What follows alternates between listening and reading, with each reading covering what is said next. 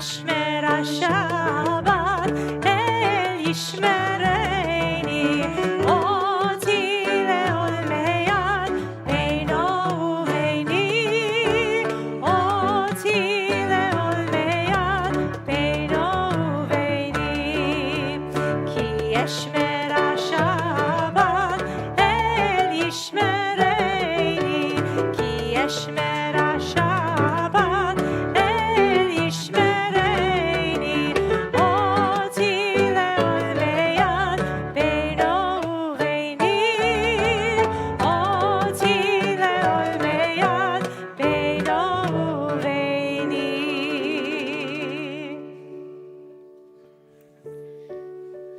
Shabbat Shalom. Ooh, that was so much enthusiasm. We're ready. Welcome to those of you who are here on this beautiful night on our campus. Every time I walk up, I'm like, it's not the worst view to welcome Shabbat. And those of you joining at home, I hope you have a beautiful view, whether of your comfortable space, your family, all of the above. So this Shabbat is called Shabbat Hagadol, the Great Shabbat, and it's always the Shabbat that comes right before Passover is called Shabbat Hagadol. It's traditionally meant to be a time to get ready, not just by cleaning our homes, as we were just discussing, but like we're also supposed to be paying attention to what it is we're carrying with us as we move towards freedom. Also, fun fact, traditionally, Shabbat Hagadol featured a 45-minute plus rabbinic sermon, but I think, Rabbi, I was hoping he would spare us tonight, but I make no promises. All over it. And almost every year, this Shabbat lines up with Parashat Tzav, the second in the book of Leviticus. The leap years are an exception. But most years, we meet right here. And I want to suggest that maybe that intersection can set our intention for tonight. In this week's Torah portion, I got to tell a story earlier this morning we read about the Eish Tamid, the predecessor to our Ner Tamid, the perpetual fire that had to be kept burning on the altar at all times. It couldn't be left to be burned out on its own, so someone or someones had to tend it every day consistently so that it didn't fade or get forgotten. And I feel like maybe on Shabbat, or as we head into Shabbat in particular, maybe right now, that image feels really resonant. A lot of our life, I think, tends to run on autopilot. We don't notice it until something goes wrong. And so it's easy for things that matter a lot, whether connection, community, our sense of purpose, hope, can slowly dim without us noticing. And we tell ourselves we'll get back to it when things slow down, when I have a little time, but we rarely do. And so here we are, a week before Passover, not even a week. I gave you an extra day, though. Just 5 or so days, and we're getting ready to tell this story about freedom. But the tradition doesn't let us rush there. It gives us this Shabbat first, this pause, to ask what do we need to carry with us into that story, and what might we need to rekindle in order to get there. Shabbat, every week, interrupts the autopilot. It asks us to show up, to be intentional, to tend the fire. And so as we begin, take a moment, a breath, to arrive. Whatever your week has been, whatever is still on your mind, you don't have to leave it at the door. You can, but you don't have to. You can bring it in here and let this space help hold it. And together tonight, we can tend our fire a little bit, steady, quiet, and still burning. And so both to symbolically and literally kindle our fire, we're going to invite some not only Shabbat evening, but Shabbat morning regulars, Sharon Goodwine and Allison Neymark, are going to come to kindle the lights of Shabbat, page 3. We'll invite everyone to please rise.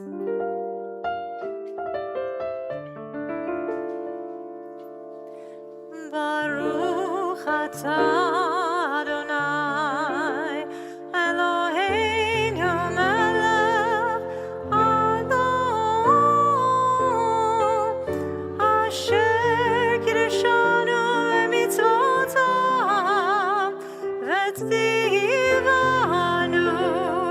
le'adlik ner shel Shabbat.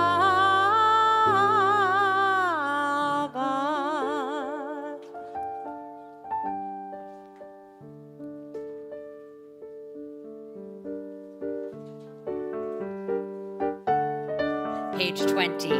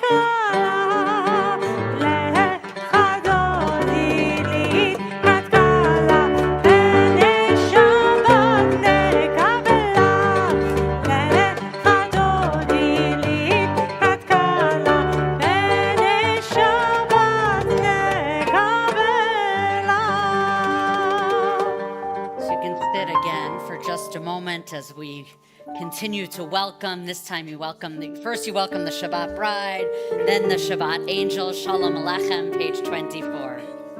Shalom Aleichem, Malachei Hasharet, Malachei Elyon, Mi Melech, Malachei Hamlachim, Kadosh Baruch Hu,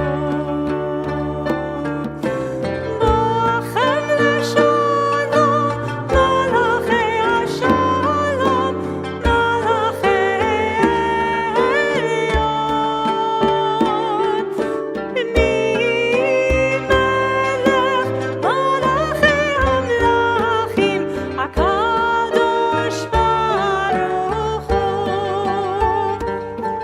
Barchuni leshalom, malachei hashalom, malachei elyon. Mi melech, malachei hamlachim, hakadosh baruch hu. Tzidchem leshalom, malachei hashalom, malachei elyon.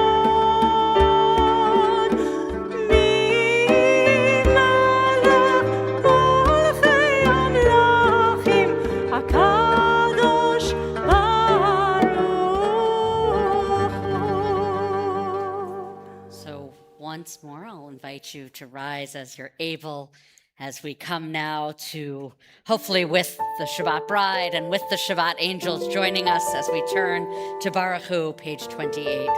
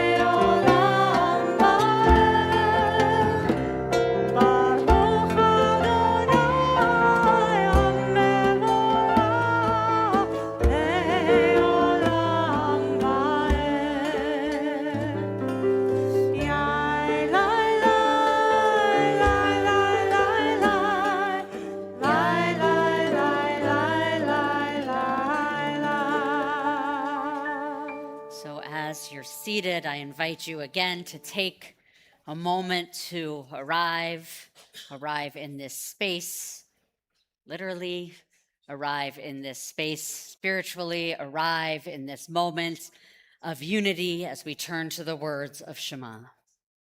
ואהבתך תסיר ממנו לעולמים, ברוך אתה אדוני, אוהב עמו ישראל. שמע ישראל, אדוני אלוהינו, אדוני אחד. ברוך שם כבוד, כבוד מלכותו, לעולם ועד. ואהבת את אדוני אלוהיך בכל לבבך ובכל נפשך ובכל מאודיך. והיו הדברים האלה אשר אנוכי מצווך היום על לבביך, ושיננתם לבניך ודיברת בם, בשבתך בביתך ובלכתך בדרך ובשוכבך ובקומך, וקשרתם לאות על ידיך, והיו לטוטפות בין עיניך, וכתבתם על מזוזות ביתך ובשעריך, למען תזכרו את כל מצוותיי, והייתם קדושים לאלוהיכם. אני אדוני אלוהיכם, אשר הוצאתי אתכם מארץ מצרים, להיות לכם לאלוהים. אני אדוני אלוהיכם, אדוני אלוהיכם אמת. The discussion about Mi Chamocha actually comes very early in the Talmudic literature. It comes almost right after Shema. And they discuss, do we do it in the morning? Do we do it in the evening? And ultimately, the decision is that Mi Chamocha is so important and so urgent and so central to our story that it should be included both times, right? That we constantly have to reflect back on and look ahead to this promise of redemption. And perhaps no time feels more urgent for these words than just before Passover, in all of that lead up, in all of the hurry up, in all of the waiting and the anxiety of crossing the sea. And so on this Shabbat HaGadol, we turn to these words, this celebration and this preview of freedom and redemption. Mi Chamocha, page 40.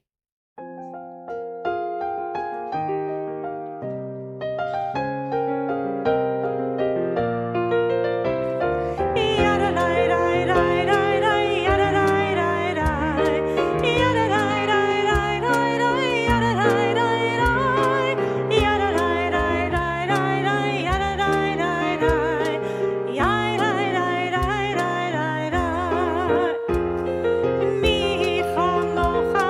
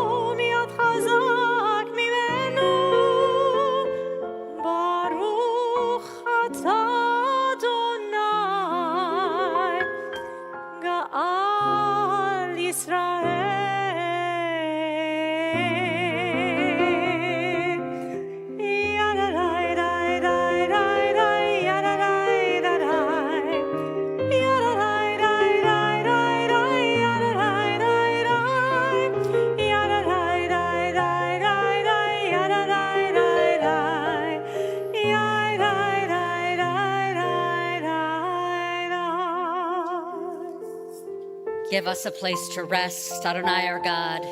Bring us into shelter in the soft, long evening shadows of your truth. Hashkiveinu is on page 42.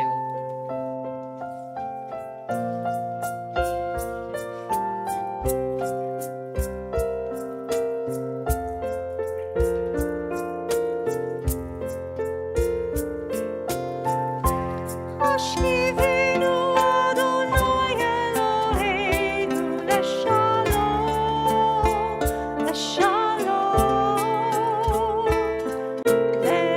Le'amideinu shomreinu lechaim.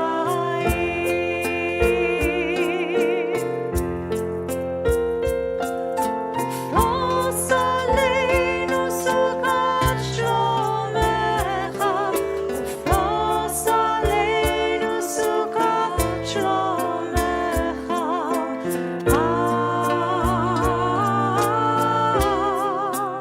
Amen.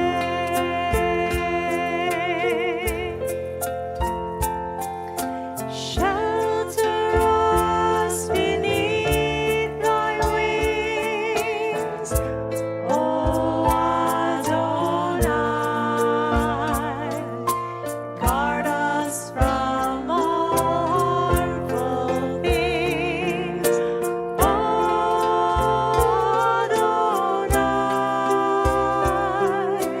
Keep us safe throughout the night,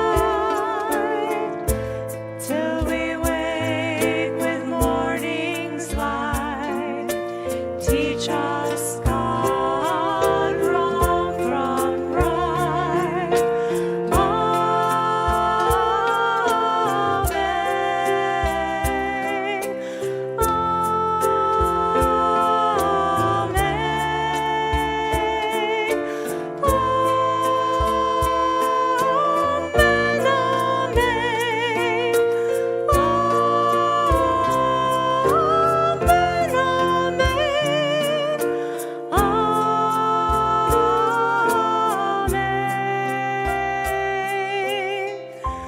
Hashkiveinu Adonai Eloheinu leshalom, leshalom. Ve'amideinu shomreinu lechaim.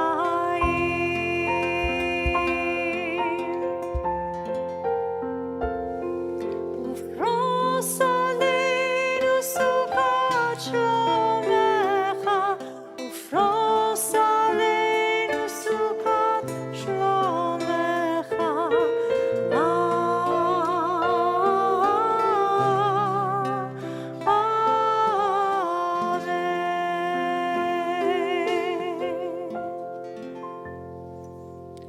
One of the promises of Shabbat is that we get vayinafash, that we get either resold, we get an extra soul, the tradition says, or maybe an extra breath.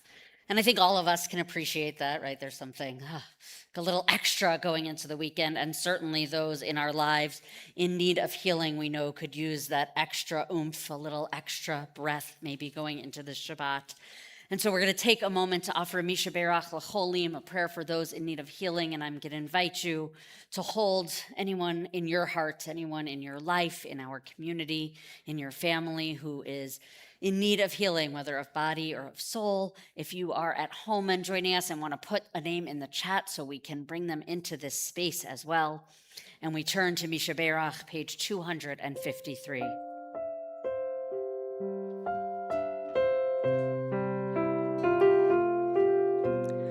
Mi Shebeirach avoteinu, mekor habracha leimotenu. May the source of strength, who bless the ones before us, help us find the courage to make our lives a blessing, and let us say Amen.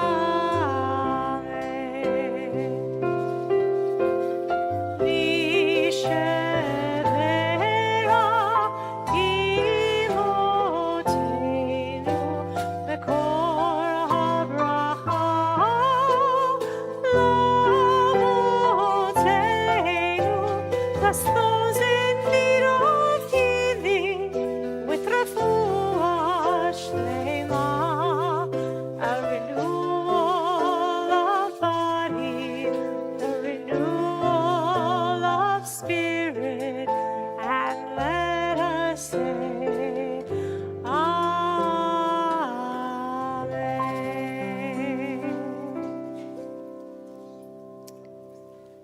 Amy Blank wrote, and it's included in our Siddur, God, you arrive in the ancient speech, in long-loved sound and comfortable prayer, sublimity brought near. Yet take from me the loveliness of words barbed with the sting of beauty, essence of the heart. Empty the goblet of the soul, and where no word is, God, you arrive. So we come to that moment without word, that moment with beautiful melody. You'll notice some extra beautiful melody tonight, and we invite you to arrive in that moment and in that silence, and there find yourself and maybe find the divine. We'll invite you to rise for the blessings silently of the Amida, which begin on page 46. And we invite you to turn to the words of the Siddur through page 62, or to the words of your own heart as we continue with our silent Amida. And please be seated as you finish your prayers.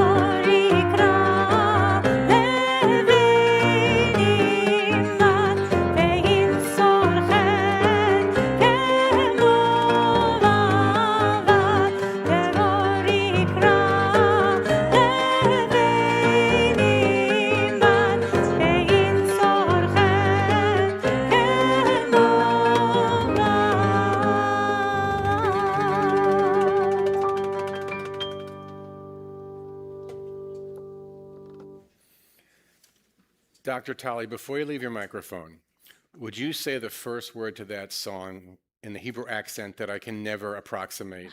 Deror yikra. To hear that, those are two R's in a row. Do it again. Deror yikra. So what it means is liberty. I would say dror, like a New Jersey American. But dror means liberty. And the word is resonant. So this particular song talks about Shabbat, and it says, call liberty for, it says ben and bat for daughter and son. The word dror is most familiar to those of us who know the Hebrew from Leviticus 25, because that sentence is on the Liberty Bell.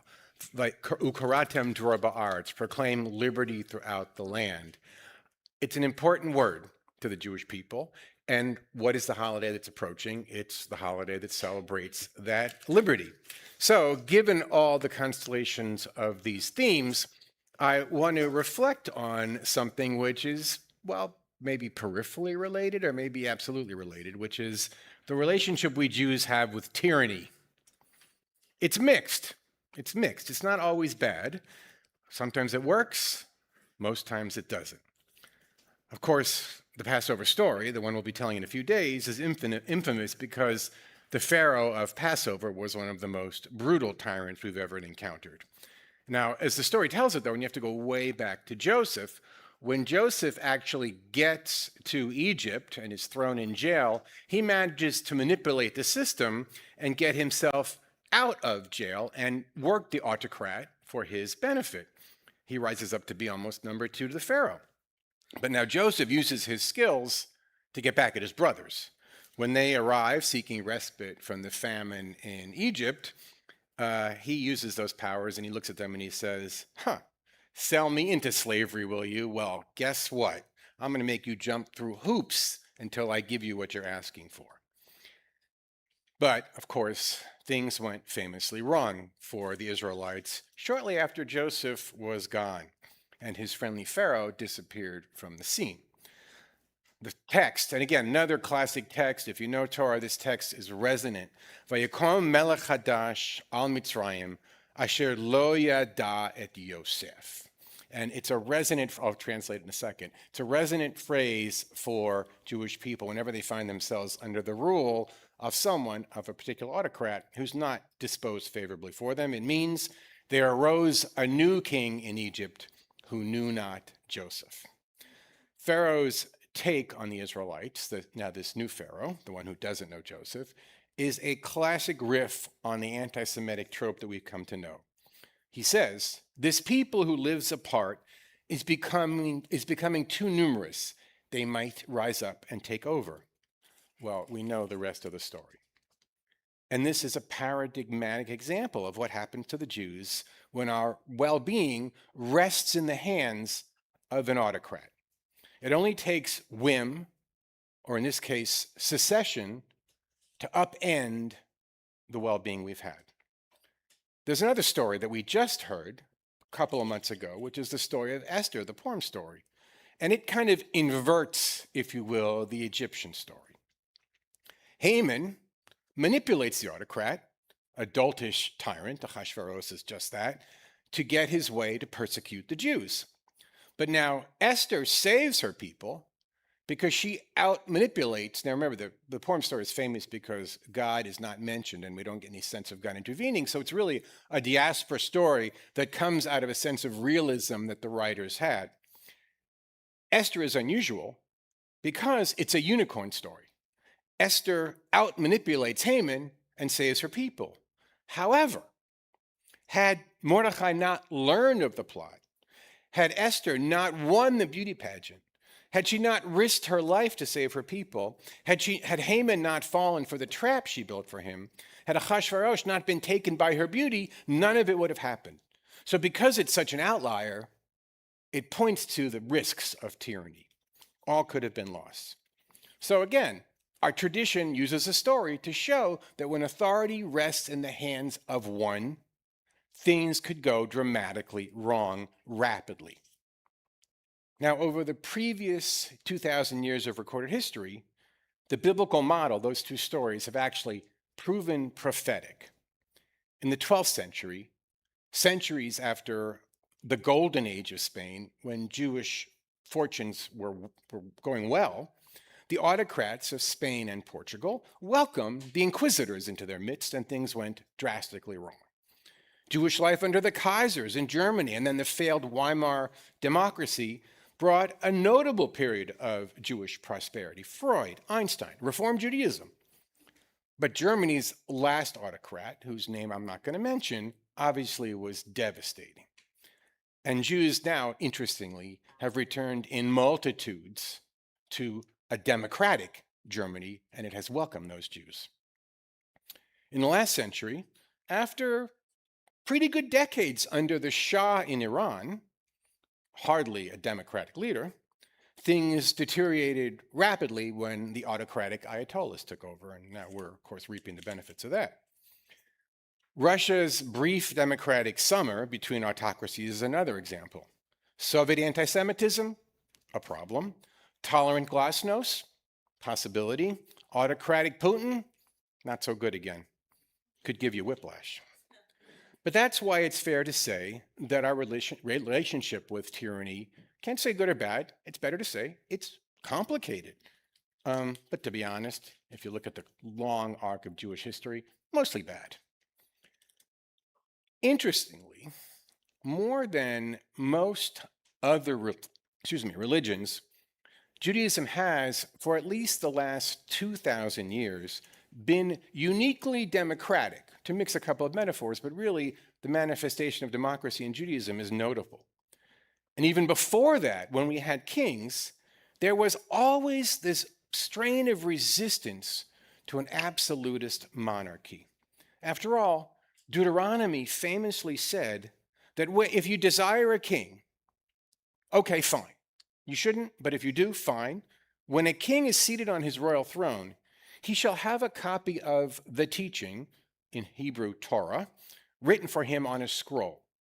Let it remain with him, and let him read it all the days of his life, so that he may learn to revere Adonai his God, to observe faithfully every word of this teaching, Torah, as well as these laws. Thus, this is in Torah, he will not act haughtily toward his fellows or deviate from instructions to the right or to the left. The Jewish people never went for an absolutist pope-like figure. We never had a chief rabbi over everything. The very nature of the rabbinate itself is radically democratic and meritocratic. Anyone can be a rabbi. Literally anyone. The only requirement? Scholarship, knowledge, learning, maybe even a bit of charisma. Over 1,000 years ago, the greatest rabbinic academies in Babylonia and in the land of Israel were famous for their debate and their disagreement, their discourse and their dialogue.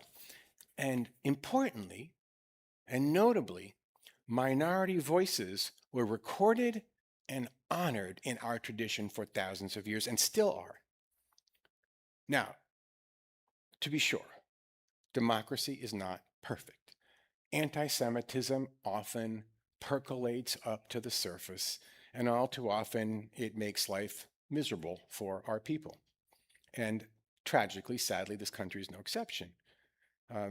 Few of us are old enough to remember Father Charles Coughlin, but you've maybe heard of him. He was infamous for his anti-Semitic screeds in the 1930s, where he offered them on nationally syndicated radio, so they were heard by a wide spectrum of Americans, and he found resonance. And of course, our present times are seeing a rise of anti-Semitism on the right and on the left. So democracy does have cracks, no question, and they allow often those cracks, the darkness of Jew hatred to percolate through. However, I think it's safe to say that by a wide margin,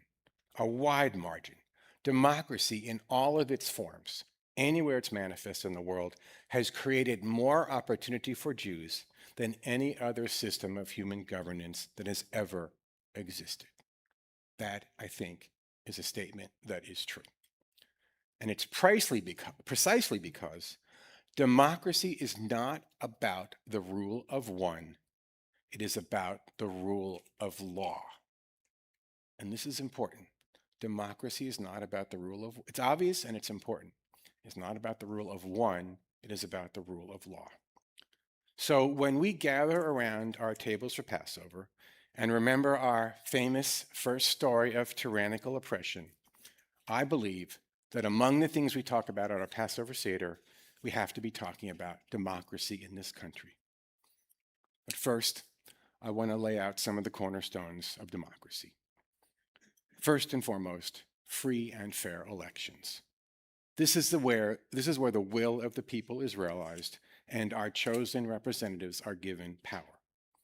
We, as Jews, cannot afford to let the current debate go unnoticed. The debate about gerrymandering, the debate about voter ID laws, all of it has to be resolved, and we have to ensure this in a way that increases voter participation, not decreases voter participation, and that we make sure that we have fair electoral boundaries. Current attempts all around to manipulate either of those for partisan advantage undermines democracy. Second, the rule of law is greater than any individual. No one in democracy, that's what democracy is all about, is above the law. Obviously, not you, not I, neither is a president. The authority of our courts is binding. The decisions of our legislatures must compel us all. 3, separation of powers. We all learned this in 7th grade. I wrote about Mr. Bellomo, my favorite 7th grade teacher. Our democracy rests on the independence of these 3 pillars: our courts, our legislatures, our executives. And I use plural because it means state and national. In this country, Congress has clear responsibilities for governance, and any failure to assert those powers is a failure of its duties. And yes, I am indicting our current Congress. Our courts are equally responsible, and we must all be held to those standards. When one or another branch of government surrenders its authority to another, making no bones about it, democracy is threatened. Number 4, human rights. Democracies do value human rights. Do we fall short? Obviously, but we aspire to uphold the human rights of freedom of speech, freedom of religion, freedom of assembly, and the rights afforded to citizens. There are times when the exercise of those freedoms might make us uncomfortable. Freedom of speech is a tough one. There are a lot of people saying things that we don't like, but freedom of speech means they have the right to say it. Nevertheless, democracies preserve those rights even when some don't like them. And notably, in democracies, even non-citizens have human rights. And finally, democracy depends upon respectful discourse. Democracy thrives on respectful discourse. And again, we know that, we Jews, because our sacred texts, from the Bible to the present day, are characterized by disagreement and discord. We are the people who are famous for arguments. But demonizing those with whom we disagree neither serves the Jewish people, nor does it serve democracy. Canceling the voices with whom we disagree is unacceptable. Democracy thrives on compromise. There will be times when key issues are not resolved in the manner that you or I would desire. That will happen. And when it happens, we can either accept the outcome or we can work within the law to change the outcome we don't like. That is legal, and we do it all the time. So I want to be clear. On the eve of Passover, so to speak, on Shabbat HaGadol, when we remember what our story we tell about tyranny, I think it's critical that we talk about how important strong democracy is to us Jews and to Americans and to the world. We have to be its most strident advocates because we know what it means to us. So here's an invitation I'm going to toss out to you for you to consider at your Passover Seder. And obviously it might take a little preparing of the people and making sure that the conversation remains civil. But I want you to add these 4 questions. Obviously, 4 is a significant number for Passover. They're going to show up on the screen for folks who are online. You can email me. I'll send you my copy if you can't write quickly enough. The first question, why is democracy important for Jews? I think that's a good conversation to have at a Passover Seder. The second, what's the state of American democracy today? People will disagree. Some will say perfect, others will say not so good. It's important to have a conversation about that.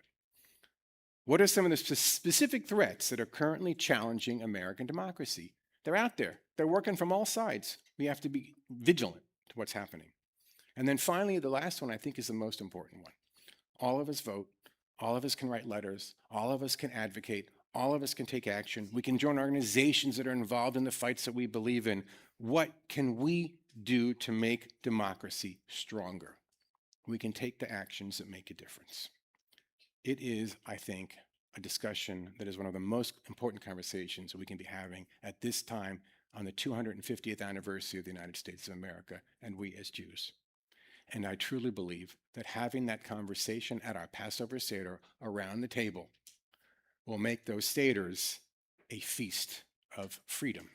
After all, that's what we call Passover.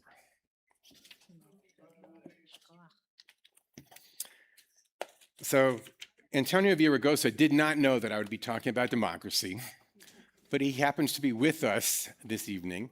I think there's going to be a gubernatorial race in this country, in this state coming up. I'm not sure, but so he's a candidate for governor, obviously. But I just want to tell a fun story about Antonio. When I think it was 2018, when he was mayor of our city, we have an iconic picture of him. Sorry? Oh, is it up on the screen? Oh, it's even, okay, so for folks who are online, see it on the screen, of him with an Israeli flag draped over his shoulders. It was one of the earlier Gaza wars, not the current one. And our kids from our elementary school were dancing all around him. And it is one for the record books. It was a great picture. So thank you for his presence. Thank you for his constant support of our synagogue, his friendship, and we appreciate you very much. We continue on page 258, appropriately, with a prayer for our country. O guardian of life and liberty, may our nation always merit your protection. Teach us to give thanks for what we have by sharing it with those who are in need. Keep our eyes open to the wonders of creation and alert to the care of the earth. May we never be lazy in the work of peace. May we honor those who have died in defense of our ideals. Grant our leaders wisdom and forbearance. May they govern with justice and compassion. Help us to appreciate one another and to respect the many ways that we may serve you. May our homes be safe from affliction and strife, and our country be sound in body and spirit, as we say, Amen. There is an equal fight in Israel going on for democracy. People are demonstrating in the streets every Saturday when the missiles and bombs are not falling.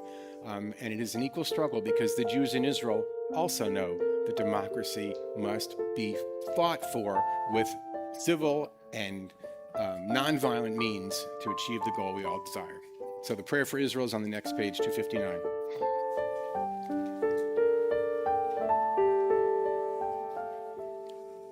Avinu, Avinu, Sheba Shamayim, Sur Yisrael v'Golo. Avinu, Avinu, Sheba Shamayim, Sur Yisrael v'Golo. O Heavenly One, Protector and Redeemer of Israel, bless the state of Israel, which marks the dawning of hope for all who seek peace. Shield it beneath the wings of your love, spread over it the canopy of your peace. Send your light and truth to all who lead and advise, guiding them with your good counsel. Establish peace in the land and fullness of joy for all who dwell there, as we say, Amen.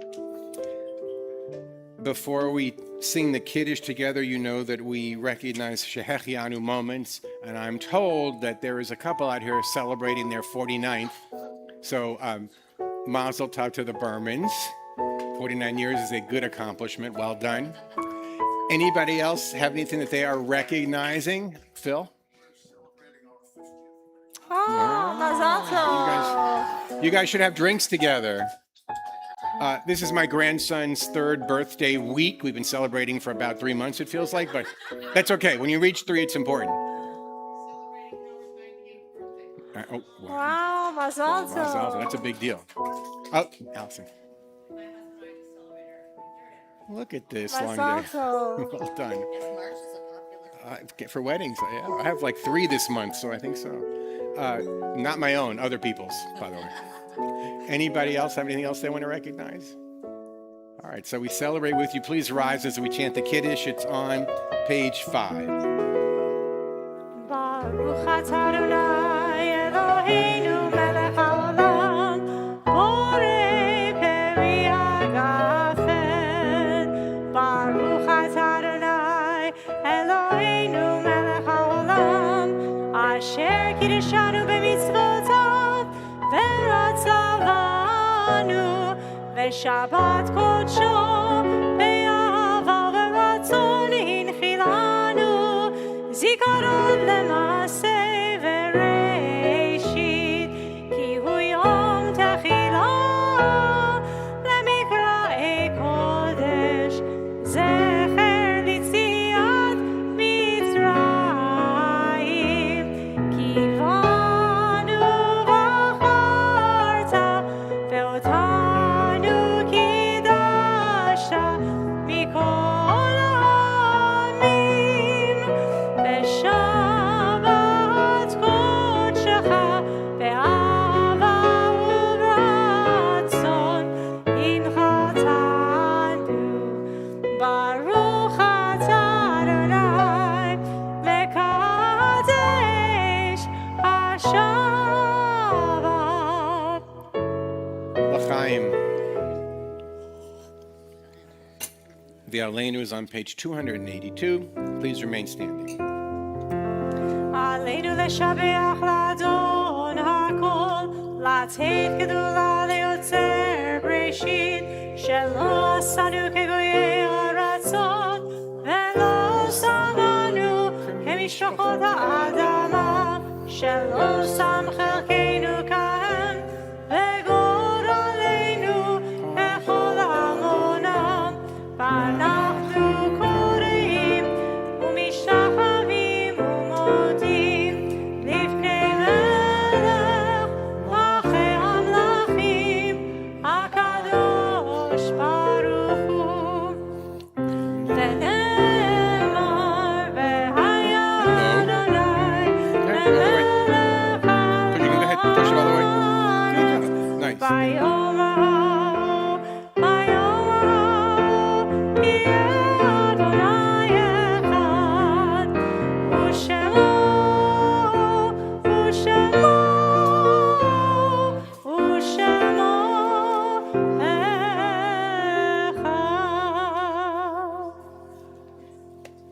He snuck up on me. That was good, though. The Kaddish is on page 294. When we gather as a community, we know that there is a certain power in the presence of others. The pain we might feel over loss, the emptiness we might feel, can be filled in some way by the presence of those who either share our sorrow or are perhaps just standing beside us in support. And so saying the Kaddish as a community is a pillar of Jewish tradition, and it's a way that we acknowledge our collective loss and also recognize that we have as a responsibility the support and sustenance of others. So if you are observing, let's start with if you have lost someone in the last 30 days and you'd like to mention that person's name, I ask you to stand up and let us hear. If you're in the first year of mourning for a loved one, would you please stand up? And if you'd like, you can share that name.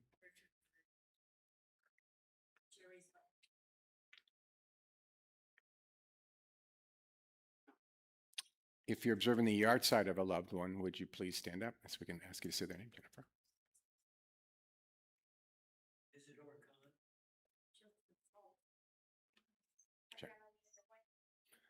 Jeff, are you? And finally, we all stand together in strength and solidarity as we say the words of this prayer. And I would point out that lest we lose sight of the fact that Americans are fighting and tragically dying, and Israelis are fighting and tragically dying in a war that goes on even as we speak, the last three words of the Kaddish, Oseh Shalom, are a reminder of what we should be aspiring to achieve. When we talk about peace in the heavens, Oseh Shalom b'mromav, we ask then that this peace that's in the heavens, the stability, the strength, comes and descends on us and brings peace to us. And you know that we say to us, to Israel, and a lot of us add all the world, because we do hope, as we extend our blessings and hopes for peace, that it covers the entire planet. So we begin with our own mourning and we end with our public call for peace. Yitgadal v'tkadash shemei Rabbah. Amen. Bi'alma divrach utei, bi'amlich malchutei. B'chayechon u'vyamechon u'v'chayei d'chol Beit Yisrael. B'agalau u'vizman kari v'imru. Amen. Yehi Shmei Rabbah Mevarach Le'olam U'Lamei Almaya. Yitbarach v'yishtabach v'yitpa'ar v'yitramam v'yitnaseh. V'yithadar v'yitalev v'yithalal shmei d'kudisha b'richu. Le'elam min kol birchata v'shirata. Tushbachata v'nechmata. Da'miran bi'ama v'imru. Amen. Yehi shlama Rabbah min Shemaya. V'chaim Aleinu v'al kol Yisrael. V'imru. Amen. Oseh Shalom b'mromav. Hu ya'aseh shalom. Aleinu v'al kol Yisrael. V'imru. Amen. May the one who creates harmony on high bring peace to us, to Israel, to all the world, to which we say, Amen. I'd like to invite you to be seated, please. As always, we acknowledge that these services are made possible by our incredible production crew that makes sure our sound works. On the side, we were at another synagogue, I'll leave it nameless. Their sound was cutting out the entire service. And when you have a quality team, you know what difference it makes, and we have a quality team. And also for our stream, we appreciate them. Natalia is here coordinating. She's outside, making sure the challah is ready for you. Our musicians, we were blessed tonight to have a player of, what's the name of that instrument? Anybody know? Did I hear it? Somebody said it? Oud? Somebody say oud? Yeah. It's O-U-D, oud, yes. And Benjamin plays the sitar, as you saw the guitar, and the oud. He's available for weddings, bar mitzvahs, and background music, whatever, but it's beautiful. And of course, Dr. Tali and Jester, and as always, your music is amazing. We appreciate you. And our colleague, Kentor Tenaz, and my colleague, Rabbi Sari. It's a pleasure to be able to be here with you. Adon Olam is on page 323.